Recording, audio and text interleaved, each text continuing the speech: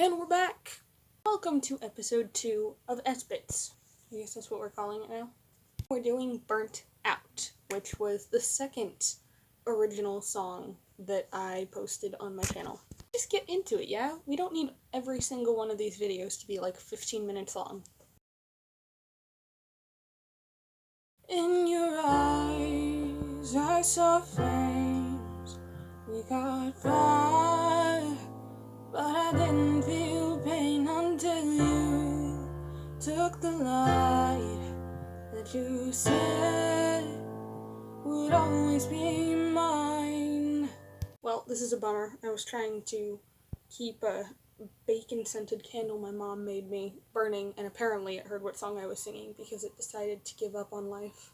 I feel like I kind of have always been too much of a people pleaser.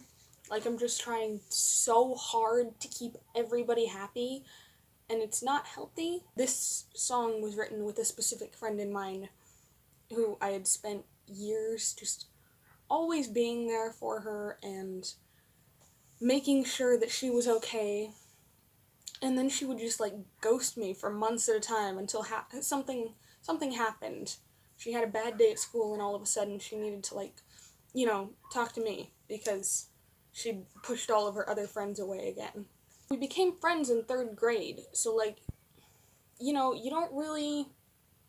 not thinking when you're that young about, hey, I wonder if this person is going to abandon me and cause me serious emotional damage. at least, like, I hope you're not. I hope you didn't have to go through that. I mean, when you're that young, hopefully, you are optimistic and you see the world for all of the good in it and the good in people, and I'm really bad at expressing this, but my point is, you trust people. You're not going to see the worst in them when you're that young unless something really bad has happened to you, which at that point, nothing really bad had happened to me. But then once we got into a point in our relationship where she decided that it would be okay to just leave whenever she got bored with, like, our friendship, I mean, that hurt, man. That was a punch to the gut. So that's where the whole you took the light thing came from. Like, I was blindsided by this. I didn't see it coming, and honestly I should have, because my parents warned me for several years at the beginning of our friendship, hey, this probably isn't going to end well for you. You should probably stop and think this through real quick. Now I can't see 2 feet in front of me. Alright, so yeah, this is just really quick. The pre-chorus is literally like one line. And it just kind of goes along with what I just said about the you took the light thing. Still got these bruises from stumbling through the dark. You're left with my light when the feelings got too hard. But I'll just keep moving until I find a spark and bring back to life my burnt out, used up heart. Bruh, not gonna lie, I barely made it through that recording with a straight face because my brother and dad were right out there playing with fart putty and freaking my little sister out because she thought that was actual fart noises. My family is simultaneously the best and the worst, and I don't know what to do with that. So, the chorus is actually the first part of the song that I wrote, and it's funny because I came up with it because of something that was very, very literal. I was walking through our house late at night, sometime back in, like, February. I had to go get a glass of water or something, I don't know. I ran into a trash can because I didn't see it. All of the lights were off in that room, and the next morning I woke up and there were, like, bruises on my leg. Like, I hadn't realized I'd hit it that hard, but I was just like, oh, kind of stupid of me to be walking around in the dark like that. I am going to seriously hurt myself if I keep doing this. And then the next line is kind of just restating what I said earlier. This person has taken away the thing that was guiding me.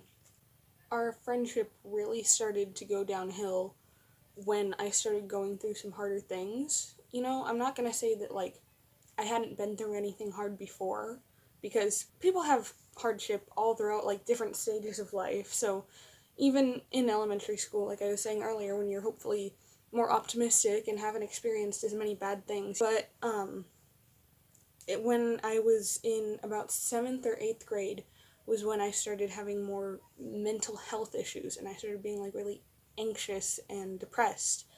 And shortly after that, this person who I'd been friends with for years decided that she didn't really want anything to do with me anymore. At the end of the course, I was like, how can I make this seem kind of hopeful? Show that I'm still in a dark place right now, and that there's still hopefully a way out of it. That I'm going to find a way to trust people still, and find friends who are actually good and not stressing me out because I'm not sure that I'm good enough for them. Like a moth, I was drawn, I got burned, but refused to move on. Love the pain that you caused in my eyes. You do no wrong. So this verse is based more around kind of after I started to notice that this was not a healthy friendship, that I just kept going back to something that I knew was bad for me, and I didn't want to leave it because it was something that I had known for so long. Regardless of what that person did to me or how she treated me, I would make up some excuse for her. I would put the blame on myself, and it was terrible. Only so many times you can apologize before you find